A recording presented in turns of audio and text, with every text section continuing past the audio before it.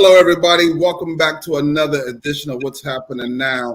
Always remember to like, share, and comment on this broadcast, as there will be information in this broadcast that may not be useful for yourself, but maybe to a neighbor, friends, family, or relative. And don't forget, we are still running our Community Love campaign where we are trying to feed as many people we can this holiday season. So please, if you hadn't had a chance to donate and support, you can go to our website, www.cni-solutions.org, and go to the events page. You'll see the campaign flyer there. Help us to help those who are less fortunate this holiday season so that we ensure that we try to get every child and every elderly person fed this holiday season. Tonight, we got a special guest in the studio with us. I'm going to let my co-host go ahead and bring him on, Mr. Brewster. Hey, everyone out there that's viewing, as I call your team, I tell you what, we have a very interesting and hot topic that we're going to get into tonight with Mr. Codie Gopher. Welcome there, Mr. Gopher. Thank you for having me. What I'm going to do, I'm going to read. He's been modest since he's been in the studio, right?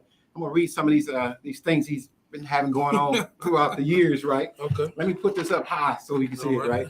So, Codie, it says co-founder, general manager of Slow Motion Sounds, an independent music company. Yes. That's what we gonna start right there, Okay. right? Okay. And matter of fact, I think my producer's gonna put it on the screen. I tell you what, it's a long read. You've had some interviews with Forbes, New York Times, Yes, sir. Spin, National Geographic. Yes, sir. We might have to talk about that. That's cool. Right, That's cool. right. NPR, Mhm. right? You got some international work going on, Yes, and sir. you got a relationship with the Orion here in Huntsville, Alabama. So you are a native do they call it Huntsvillian? What do they I'm call it? Huntsville. Yeah. All right. Yeah, I'm Huntsville. Right. So we all love Huntsville, but Codie, just kind of give what did I miss? Oh, I know man. it's a plethora of things going on. Outside of the things I do, I'm a son, I'm a father, I'm a grandfather. I work for the Department of Defense. I've got 20 years of service here at Redstone Arsenal. All right. So I believe in the duality of this city. I feel like you can, make a great living here, be a part of the ecosystem from the tech side. And then I think also once you get off work, you can do some cool music things or some cool things in the STEM field to develop your own products and have a podcast and things of that nature. So I'm just all the way around Huntsville taxpaying citizen. You know what? I tell you what did that energy come from? How did that begin? I think it was, when I would go out of town to see family members and, they would just talk down on us and we was country and we was slow. So I just found a little more pride in where I was from. And I just think, being a native, if it was ancient days, that's a natural thing. I don't think you would talk about the other tribe. I think you would talk about your tribe. So I think it's a natural thing for me to be this way and be a true advocate for the city and things of that nature. Right. So what genre what genre of music did you start with? In the business world or in the business world? Okay, hip hop. Because I started off playing the violin at 10 years old. Wow. So that didn't last long, but I started playing it. But no, hip hop in 1999. We just, me and a group of guys, we got together. My guys, Corey, Albert, JC, Fidel, we just got this collective together, and one day we realized we were sort of a company and maybe we can really do this thing. So put our first record out in 2001, and by 2003 we were on BET. So unbeknownst to us, with no guidance and no teachers to teach us the business, it's just one of those things that just kept us going. And so I think with that dynamic start that we had is no way we could ever call it quits. Right. So, Before I move past this, right? You said something that really touches with CNI and one of the programs that we have here, which is entrepreneurship program, right? Is you said no guidance, right? When you got started. So what would you do different? Nothing. Yeah. Because I think it was just, I think in business, you can have the know-how, but I think what we had was just the undeniable passion and grind. Mm-hmm. I saw the grind on the wall out there. Right. And so it's one thing that we had naturally, and we learned the business along the way. Mm-hmm. I think people should learn the business, but it's hard to teach grind. It's hard to teach passion. It's hard Right. to teach tenacity. It's hard to teach, not giving up. So Right. When it comes to us, I wouldn't change anything because Right. We picked up what we needed along the way. Right. So viewers out there, folks, you know, the grind and passion. We may use other words in the class, right? But it's the same thing. You have to have that passion for it. Yeah. Yeah. Knowing the aspects of business, setting a business up, and from the customer standpoint all the way to your revenue standpoint. Yeah. Knowing where your money's at, where it's coming from. Mm-hmm. Definitely where it's going. Those things are super important, and small business owners sometimes there's always that little hole, right? And it's just leaking away, and they're sinking, and it's because they truly didn't understand the process. One good thing about yourself, like it seems like you got to know you had enough within your team to get to know the process and fix the key word right there, team. Yeah. We didn't do this by ourselves. Like Mm-hmm. our team ended up going to be, up to about 30, 40 people. So yeah. And when it comes to working with the city, we probably work with over 1,000 people in the city, from all walks of life, all sides of town. So we definitely didn't get here by ourselves. So right. So Codie, as I was mentioning earlier, I had watched a TED Talk from you, and it was very, very interesting. And you said a lot of historical facts there. Can you talk to us a little bit about that? Yes, that TED Talk was done back in September at UNA. Shout out to Andrea Hunt, Dr. Gopher, and the team over at UNA. I've been partnering with them for about 5 or 6 years now. And the TED Talk just came down the pipeline this year, but the subject of it is the 72, the Highway 72 experience, which is a highway that runs from Chattanooga through Huntsville all the way to Memphis. Mm-hmm. But I touch on the Florence, Huntsville, and Chattanooga side. That's where my people from. But in that TED Talk, I speak about people like Jesse Owens from Huntsville, Alabama. And so when 70% of the people here aren't from here. So I try to educate people on where they're at, because I always hear this term that we don't have any culture. Well, I have to educate you. Did you not know that 45 minutes from where we're sitting right now, Jesse Owens' home is right there? The Scottsboro Boys story. It stretches from Scottsboro through Huntsville to Decatur. W.C. Handy, the father of blues, is from an hour away. So, it's so many stories and so many great people that have come from this area outside of just building rockets and what you see, mainly pushed on the marketing ads out here, i.e. one of the things I mentioned in the TED Talk, Wikipedia's founder, Jimbo Wales, is from Huntsville. If you ever saw the Discovery Channel, Jimi Kendrix, he's from Huntsville. The great Sammy Davis Jr. got his start in the music industry from Will Maston. Will Maston is from Huntsville.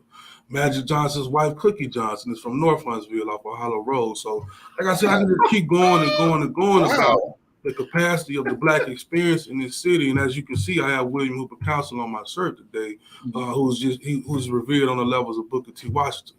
So I want people to understand where they're at when they come down here. Right. That, if we're looking for solutions moving forward in the future, sometimes we need to look at some of those legacy reports and see what happened here before. So. Right. And you mentioned something that was very interesting, that you said Huntsville is more than just rockets and spaceships, stuff like that. And just in that brief synopsis which you gave, it's an eye opener. Like, wow, didn't know all of that good information. Most definitely, and I love the essence of the space and the tech in this city. But I feel like as we move forward, culturally is way more that we can capitalize on, i.e. the conversation we had earlier about the Orion. That's what I was trying to bring to the table before these type of things happen to our community, to say, hey, we've got to capture and own our culture a little bit more. The tourism industry is a $20 billion industry. So these places and spaces that I'm talking about, most people don't even know that they exist. So that means a lot of us, we make up 0.5% of that industry. So even if we tap into 1% of that $20 billion industry, we're now talking about a $200 million ecosystem from 1% of this story that I'm telling you right now. Charles, one of the things, and Codie, one of the things that as I'm listening, it just kind of makes me churn on the inside is that people aren't listening. And how do you get them to listen, to capture these moments? Because as you can see, especially around the Huntsville area, it is being captured. But it's more than one way to skin a cat. So if you look at our history, we had to export away from here. So even in 99 and 2000, when we were Huntsville creatives, I still had to escape and get to New York and DC and places like that, LA, and end up making our way to Scandinavia and places in Europe. But the thing that we did, we treated that experience as hunter gatherers.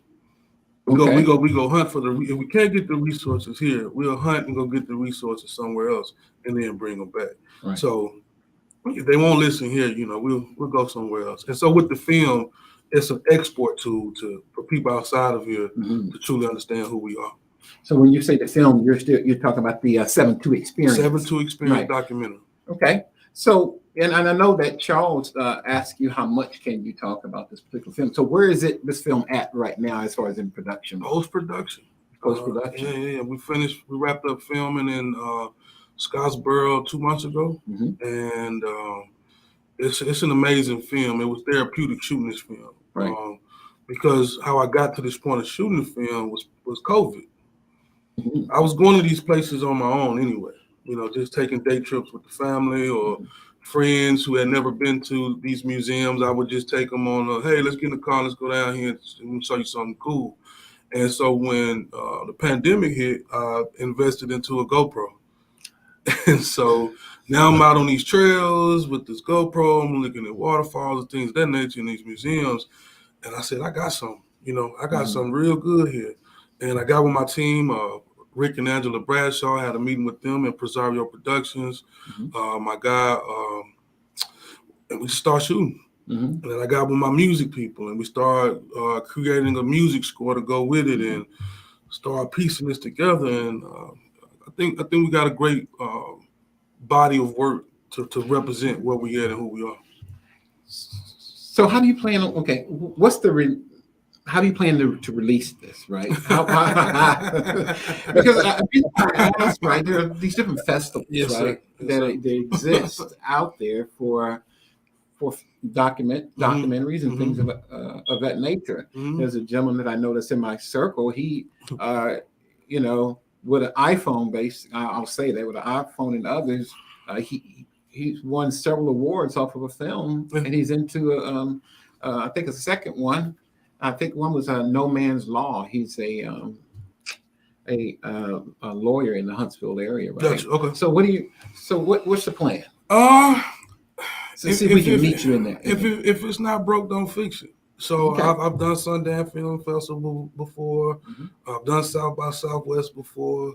So I'm just gonna take it back down those channels again. Okay. Film festivals, things of that nature. But one of the keys in keeping this film valuable, I don't want to rush to streaming platforms. So as soon as I give it away to streaming, the value of the film has gone away because now people can just say they've seen it or I streamed it.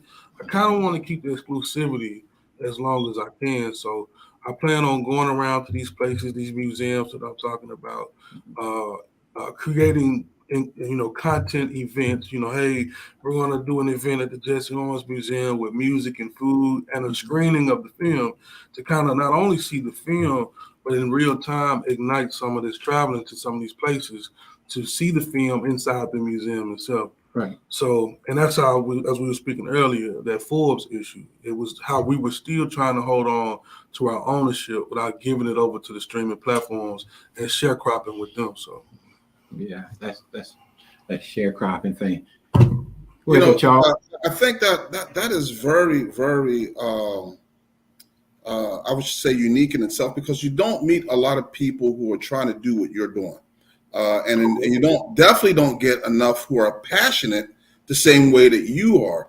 I hear it in your voice when you talk about the 7-2, and it means something to you.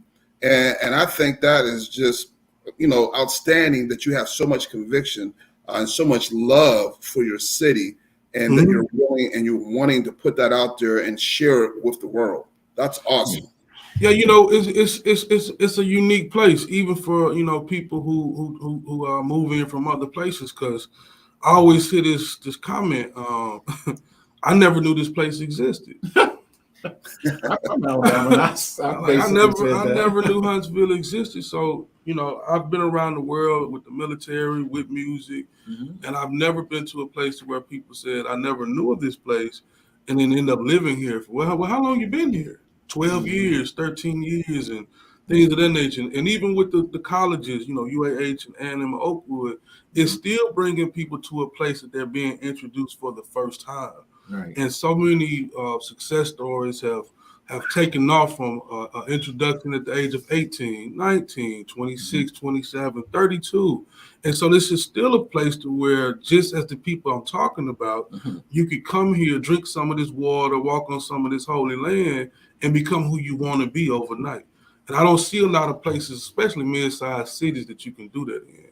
So I think this is not only a place for people like myself who are from here, but it's also for the people from the outside. This 7-2 story and his experience. Wow, that's great. So I heard, Brewster, we talked earlier in the broadcast about your relationship with the Orion. How did that come about?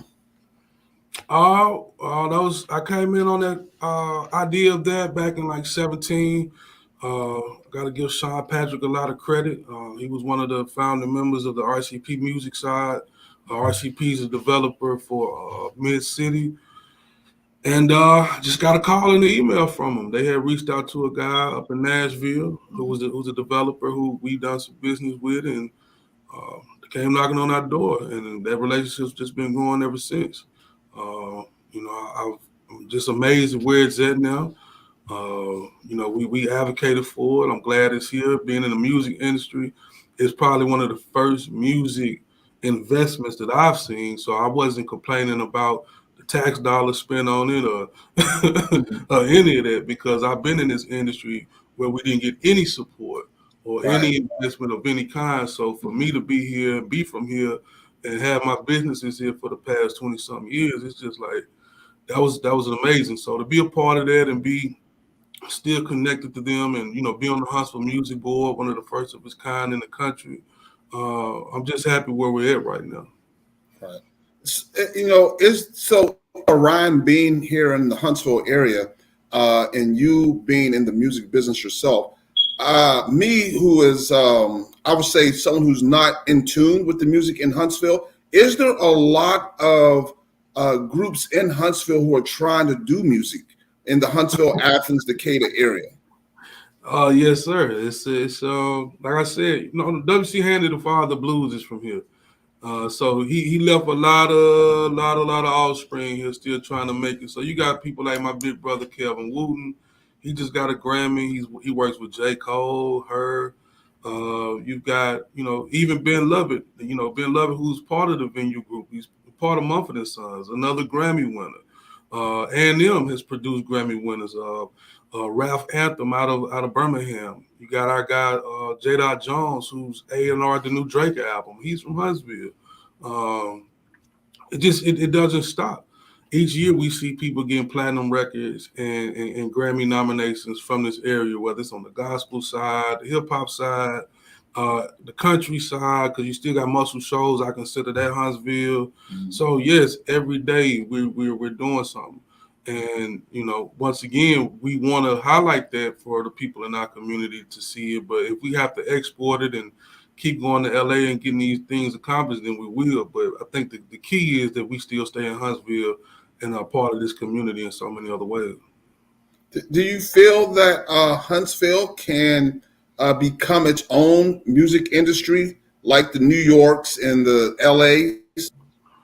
Those cities are those are mega metropolises. So I never think that we'll become like a LA or New York. But can we be Huntsville? Yes. Can we, like I said, like I have a song that we wrote. It's on the largest selling video game of all time, 180 million copies sold. So, like I say, if I can go to work and then do some cool music stuff when I get off, and then be featured in these magazines, and still can walk in Walmart without people even knowing who I am, I think that's one of the most beautiful things of being here. We can affect the world and still move around comfortably. Right. Bruce, it looks like we have a question, and one of the viewers is asking, do you see Huntsville becoming a face in the hip hop music arena of the level of Atlanta? Once again, I had to use the word anomaly. Like, Atlanta's an anomaly, and I love when people compare places to Atlanta, but that's the Black Mecca.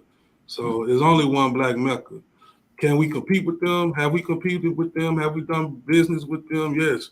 I work very closely with Marvin Chance Parman from Organized Noise. We got records with Big Rube. We've done stuff with UGK, A-Ball, MJG.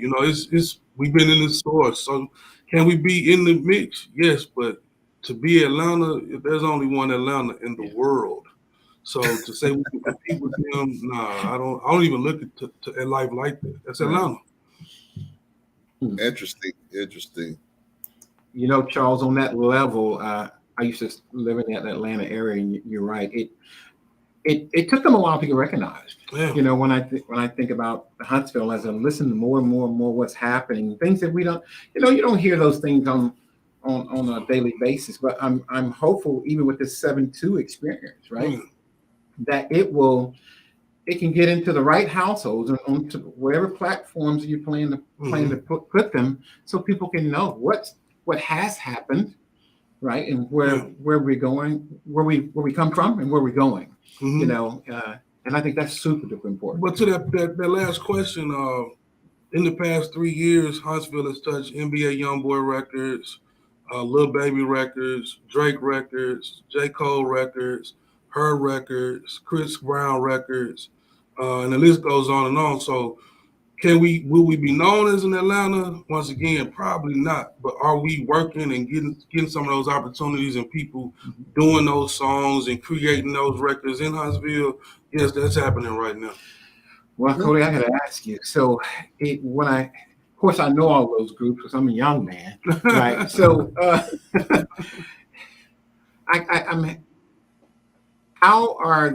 how is a lasting effect made with those groups, and is any of the money coming into Huntsville?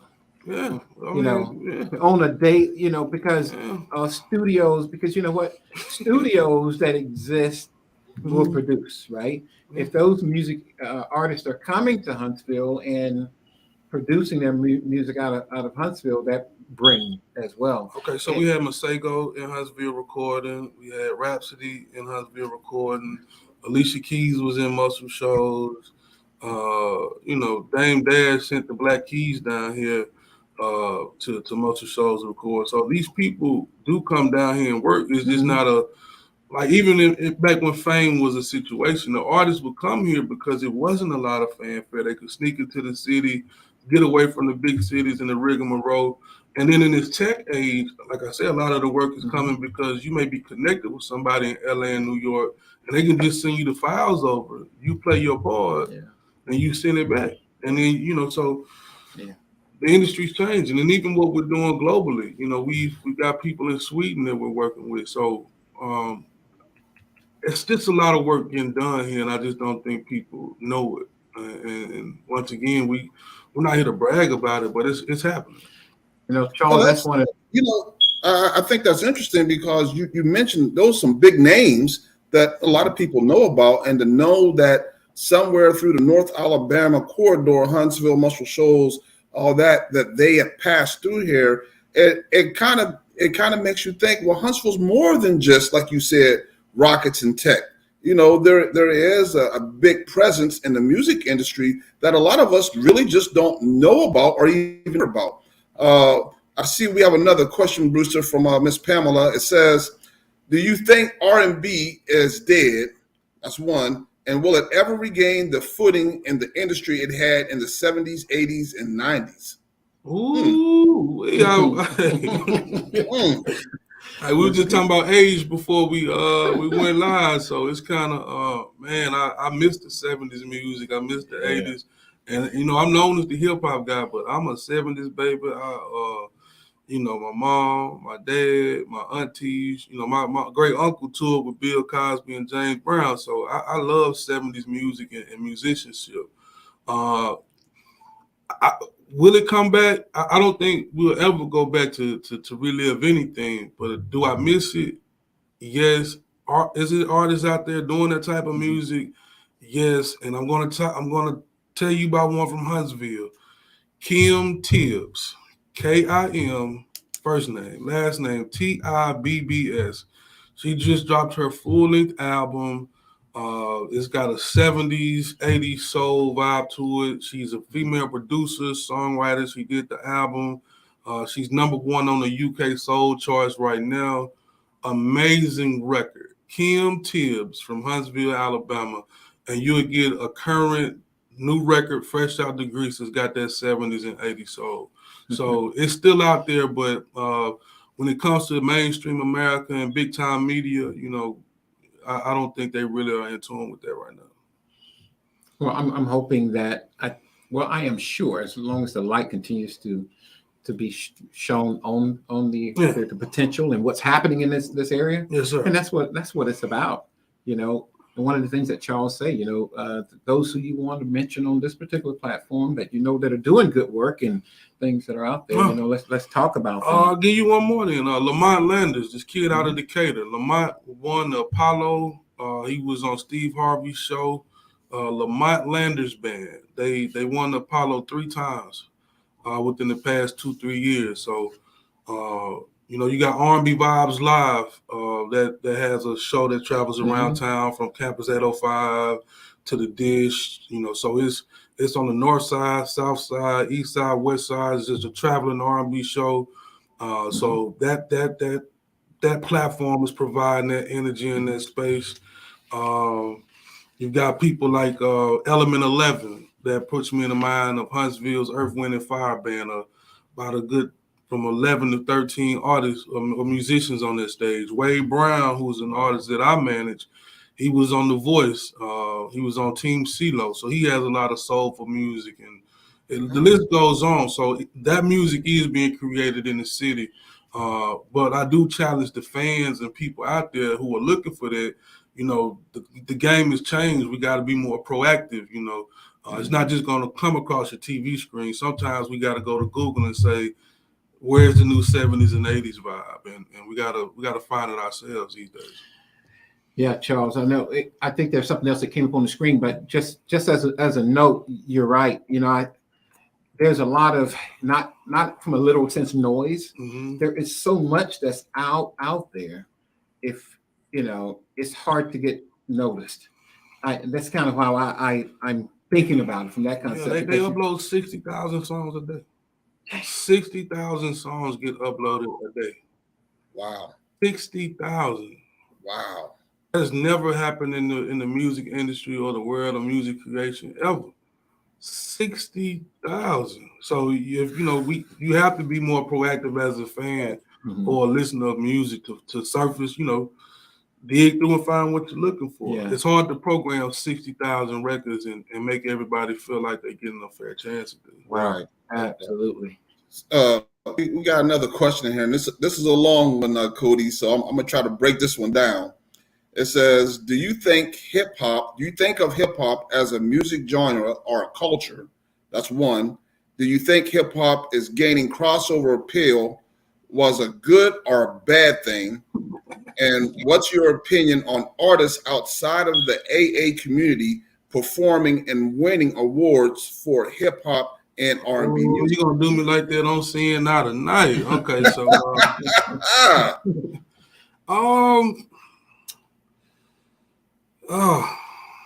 let me go with the last one. How do I feel about people outside the AA community winning? Well, being a child that's traveled globally and to see the effects of hip hop, our culture is everywhere. So I can understand people's disdain. You know, they just see what happens here in the United States, and that's been happening forever, from Elvis Presley to anything that we've ever done, in my opinion. So I won't go too deep into that. But how do I feel about it? Uh, it is what it is. I just wish there would be more support to the AA community when those opportunities show themselves to uh, be there. You know, right now, a lot of people don't pay to see any type of shows. I remember the days when black music was out there and people was going to the bootleg man instead of going to the record store. So a lot of the stuff that happened to our music and our power in it, we low key played ourselves from a consumer standpoint. I forgot the first part of that question. The first part of that question was, do you think of hip hop as a music genre or a culture? Culture all day long. When it comes to it being a culture, I feel like it was the next culture after civil rights.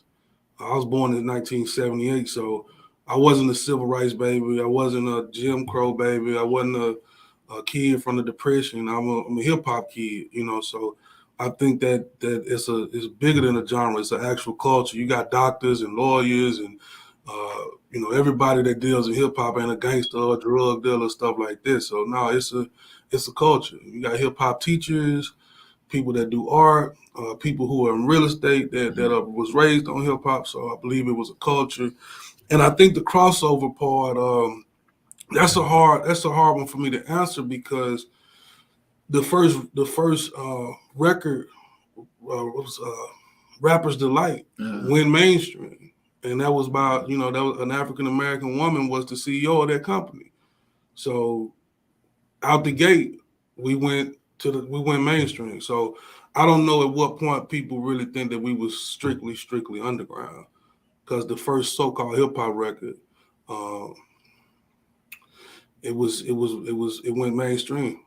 And then when it comes to other people outside the culture being in the you know, the hip hop business in 1980, Larry Cohen and Rick Rubin was working with Run DMC from the very jump. So, you know, it's a touchy subject, but I understand that question though to the fullest. Okay, good. So one subject that I want to talk about before we get out of here tonight is, and we'll tell you what my Scottsboro, right? Me, I was born in 60 something, right? And and my first memory of Scottsboro was Scottsboro Boys. Yeah. And so when I moved to Huntsville in 17, and I started passing this exit that says Scottsboro, right? We didn't touch on it so much when it came to. We didn't touch it on in history in school when it came to that. Right. But I forgot what I knew it from. Was it TV or something of that nature? But it was tragic in itself. There's been a few movies on it. Yeah. It was tragic in itself. But give us a little bit on the museum that reopened in Scottsboro. That's why I'm drinking coffee now. I had a long day.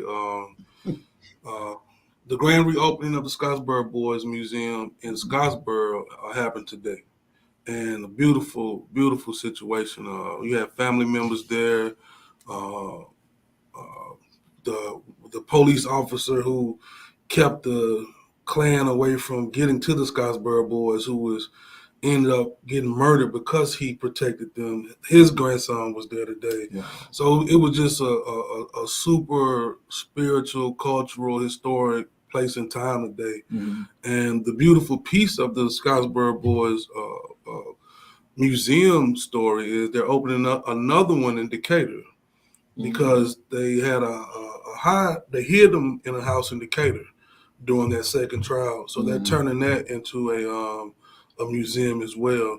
And, you know, it's just a powerful story, wrongfully accused of rape. And they said all 9 kids together, you know, served 132 years before they were, you know, exonerated, you know. And 3 of them who passed away just a few years ago.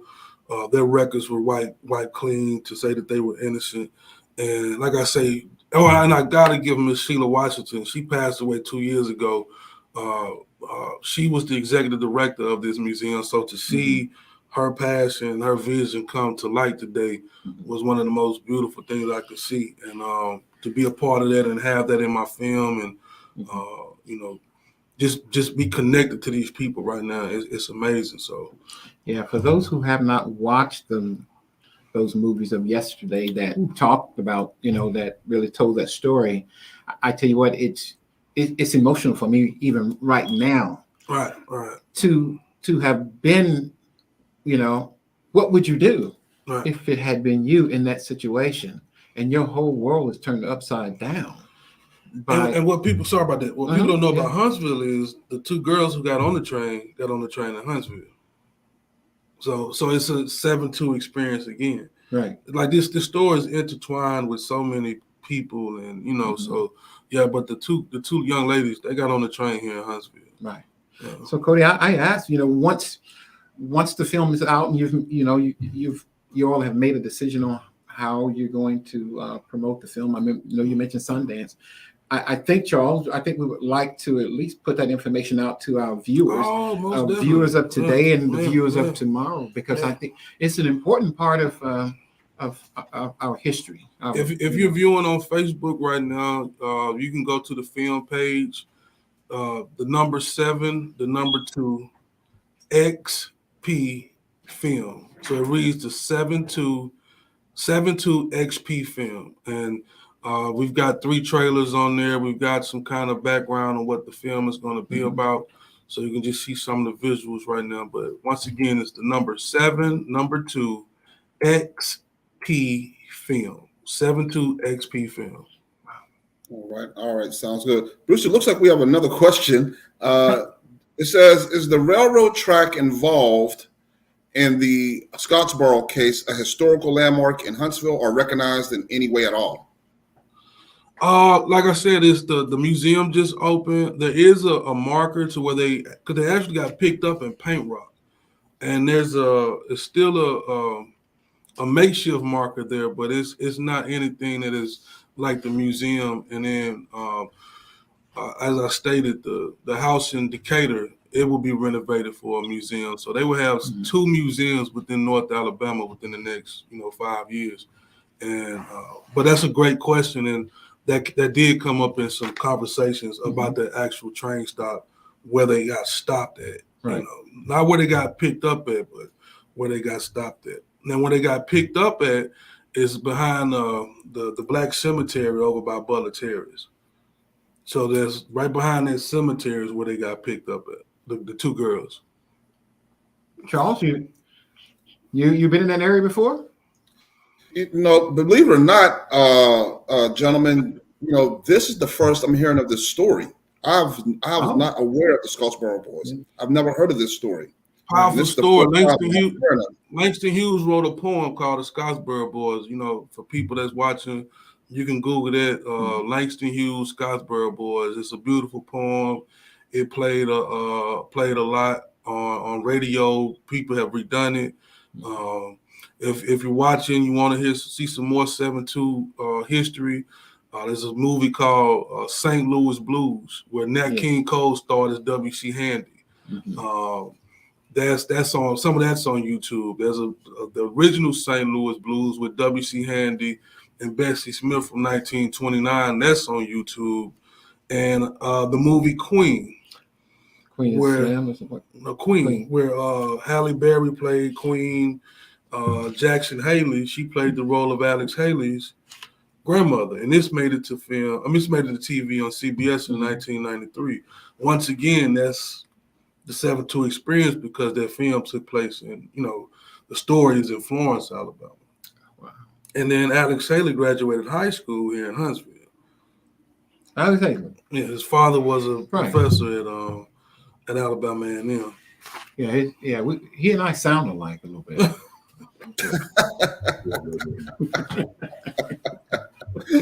Oh wow!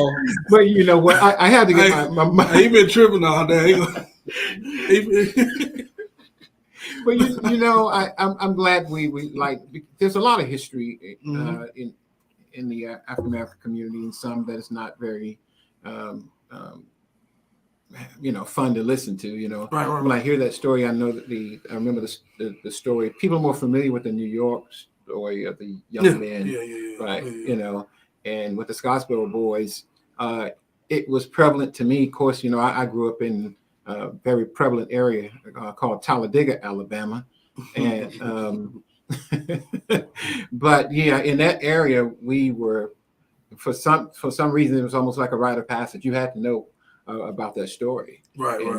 And you know what? It ran chills up and down my spine to hear the story. Yeah, just like you said, to ride through there as a kid going back and forth to Chattanooga, it was, man, Scottsboro, please, car don't break down.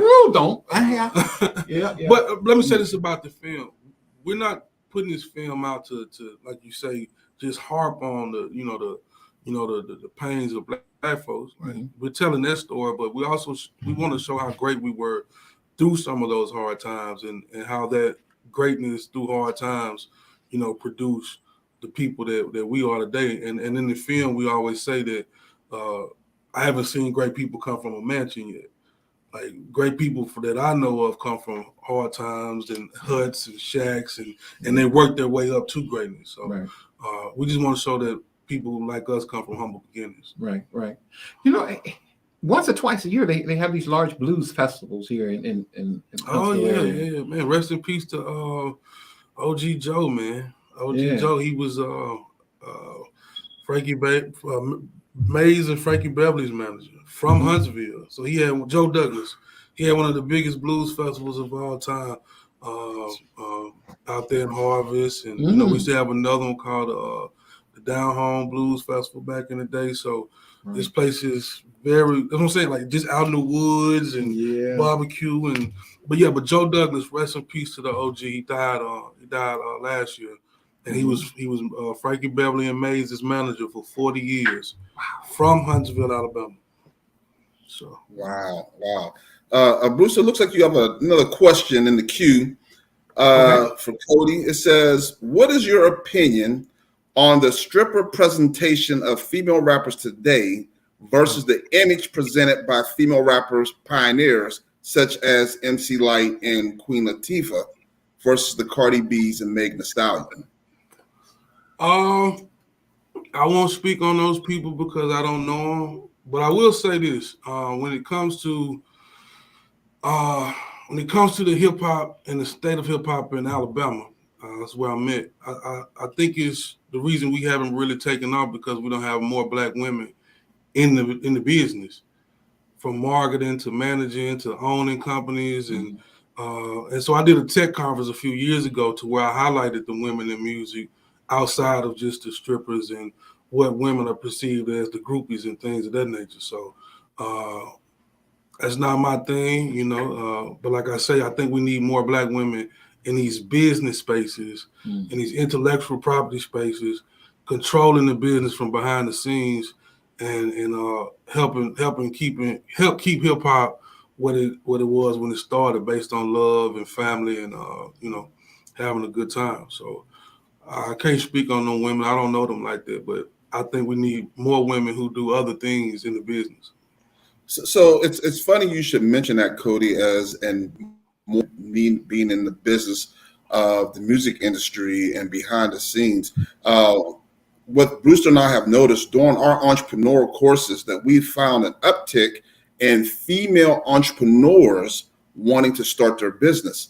And it's been steadily growing. I think we started off almost like maybe a 60-40 split, but now we're kind of almost like at a 90-10 split. Where the females are increasingly coming in more and more wanting to start a business or go into business. Like I said, like we go here locally right now, and we look at the music scene here.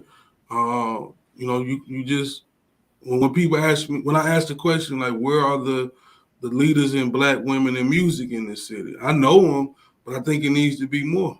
And if there needs to be education on it or how to get started, we have the people here to to help with that. But I just think that we need more women in the business that don't have to strip or show their body or none of that stuff. You know, that's just my opinion. Mm-hmm. Those that do that, I have no opinion against that. You know what I mean? Turn the channel if you don't want to see it. You know, but I think we need more women in the business that represent something different. Not just on the stage, yeah, but behind the scenes. Which is just what the power is. Yeah. It looks like you got another question. It says here, is there anyone else that will be bringing more artists to Huntsville like Joe Douglas? Whoo, man, that was a huge. We took a hit with the loss of Joe, and once again, as we were speaking earlier, trying to get ahead of knowing that the Orion was coming. We need investors. We need people that have the dollars to be able to book these people and put that money up and take that risk and promote. And I think we look at the Orion Amphitheater, but I think the city as a whole is overlooked Mars. Mars is another development downtown. We brought Wale down and did a show with him there. They've had Stokely there, Leela James, Kingfish has been at Mars. So that's an indoors, brand new 1,700 capacity. But no, that's a great question. That's Joe had the passion, as we spoke about before. Mm-hmm. He had the business acumen, but he also had the passion to do that. Right. So it's not a lot of people willing to risk $200,000-$300,000 to put on the show to hopefully make their money back.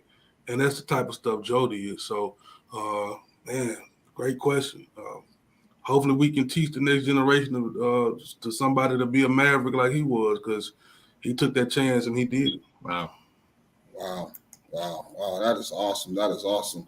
Codie, I cannot thank you enough for coming here tonight and sharing so much history and knowledge for the 7-2, the North Huntsville, Alabama area, because I believe that this is going to be something that's going to feed the minds for those out there just later today, tomorrow, next week, because it's always going to be out there. But I think they will be really surprised to learn and to know the rich history that is sitting right here in the Huntsville area.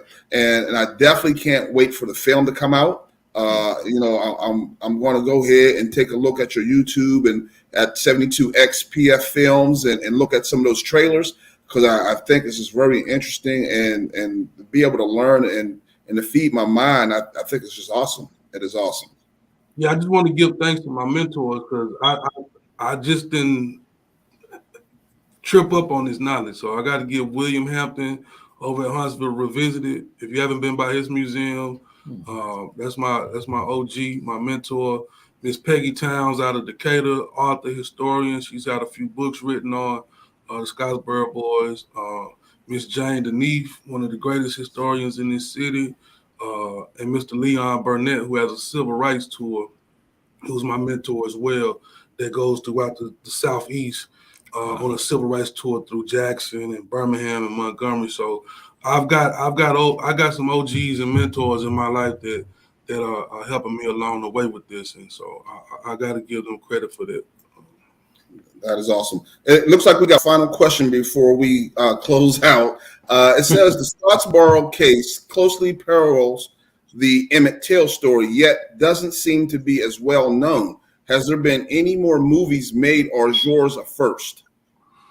I think I was just one of the first from a documentary standpoint. We're not doing the acting and a cast, but that's one of the things when it comes to Alabama. In the TED Talk, I said that I'm from a place that has influenced the world and most people don't know it. Mm-hmm. I can go down to Birmingham and Montgomery and just keep the party going, about how many people from here. It's just something about being from Alabama that people still don't resonate with greatness.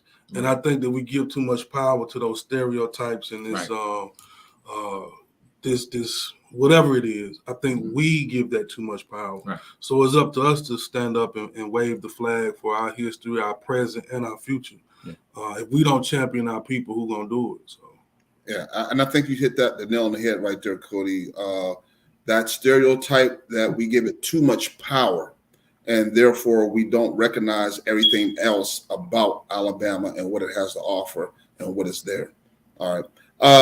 Codie, thank you again for coming out. Thank y'all. With us. We definitely appreciate that. We more than welcome. We would love to have you come back out again once you release the movie so we could talk about it.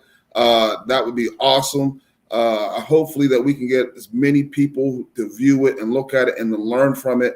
And hopefully they can start teaching their children and so on. Because as we know, history gets lost so much in the schools now. So it's basically up to us to educate our kids and our grandkids and so on and so on. So I definitely, truly appreciate everything that you are doing for the community. And just keep it up, bro. Just keep up. Keep it up. I love it. I love it. Thank you. All right.